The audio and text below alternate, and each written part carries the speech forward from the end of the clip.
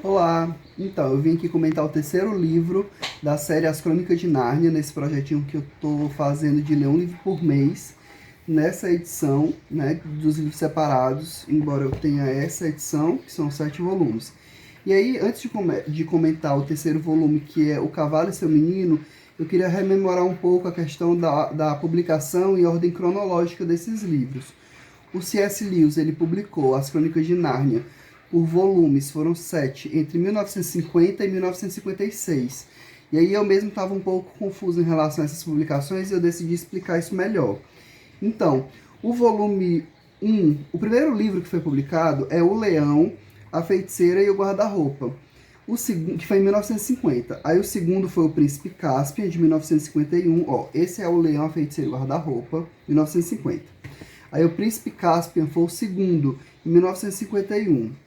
Aí em 1952, A Viagem do Peregrino da Alvorada.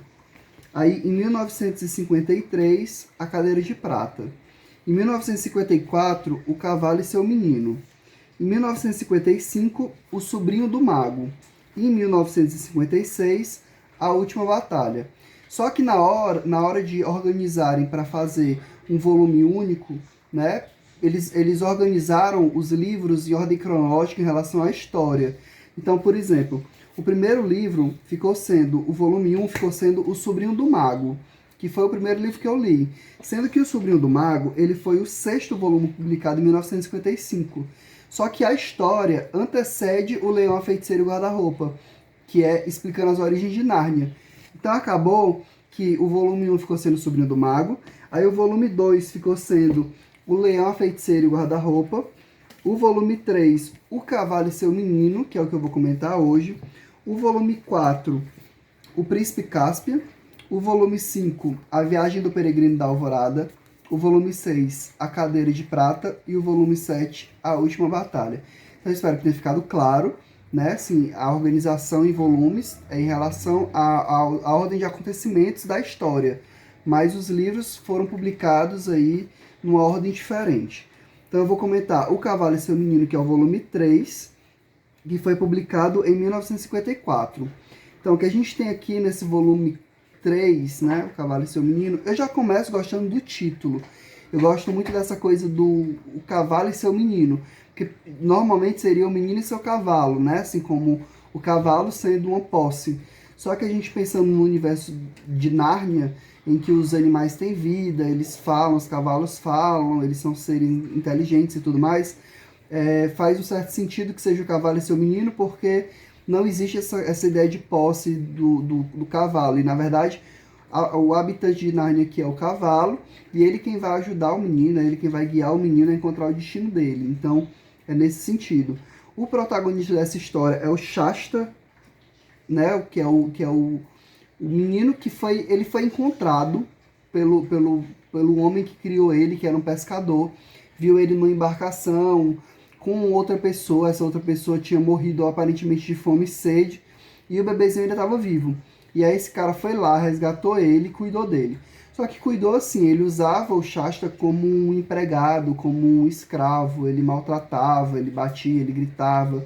Ele nunca teve muito amor por essa criança, embora a criança chamasse ele de pai. E aí, em determinado momento, chega um estrangeiro lá na Calormânia, né? Assim, tudo se passa na Calormânia, que é esse povoado onde ele vive. E aí esse estrangeiro chega lá querendo comprar ele para servir como escravo. E aí ele escuta essa história e decide fugir. E aí quando ele tá falando em voz alta ali, comentando que quer fugir, vai pegar o cavalo e tal, o cavalo fala com ele, que é o Bri. O cavalo tem um nome super estranho que é apelidado de Bri. E aí ele conversa com o Bri e o Bri propõe, vamos para Nárnia. Eu sempre quis fugir também, mas eu tinha receio de ser pego, um cavalo sozinho, e aí eu seria capturado e tudo mais, mas se a gente fugir juntos, vai dar certo. E aí eles fogem, né, o Bri e o Shasta. E aí no meio do caminho eles encontram a Aravis com a Win. A Win é a égua da Aravis, e a Aravis também estava fugindo, porque tinha sido prometido para um cara que ela não queria casar e tudo mais. Se você olhar até pela capa, pelos caracteres dos desenhos, especialmente aqui, na verdade, né? Esse rapaz aqui. Você percebe que a história tem um tom meio arábico, assim. É meio como se fosse pra gente o Oriente, tudo. E aí a história tem esse teor, assim, a forma como eles falam, a cultura deles demonstram que é um tipo de cultura mais oriental em relação à nossa. E aí eles vão fugir, as desventuras vão se dar em torno disso. A história se passa na Era de Ouro de Nárnia, isso é dito logo no começo do livro, que é o momento em que o Pedro, o grande rei Pedro, ele tá no reinado, ele juntamente com seus irmãos, mas fica claro que o Pedro é que é o grande rei, assim, né? Existe o rei Edmundo, a rainha Lúcia e a rainha Susana, mas é como se a era fosse do Pedro, assim, ele por ser o mais velho, talvez.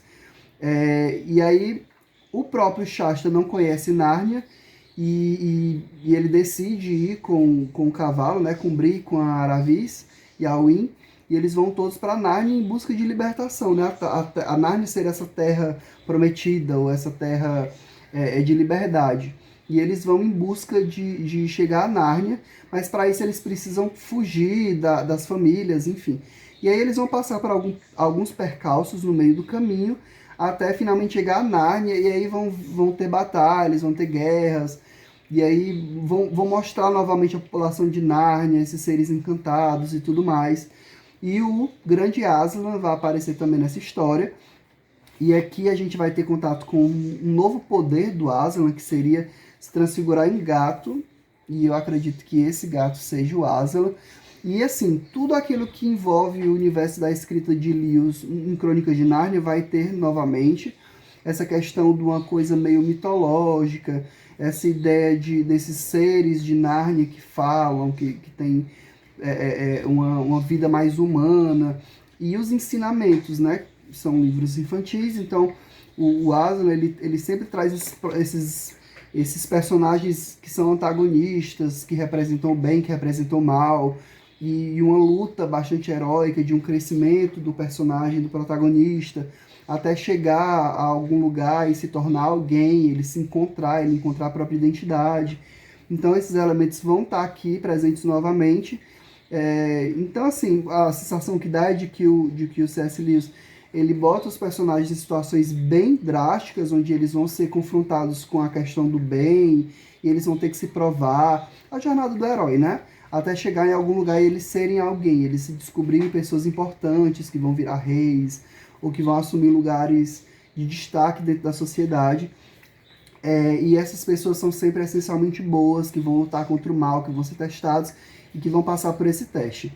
Então, é isso, assim, esse livro, assim como os outros também, trata de amizade, trata desse percurso do herói e tudo mais. Então, mais um livrinho.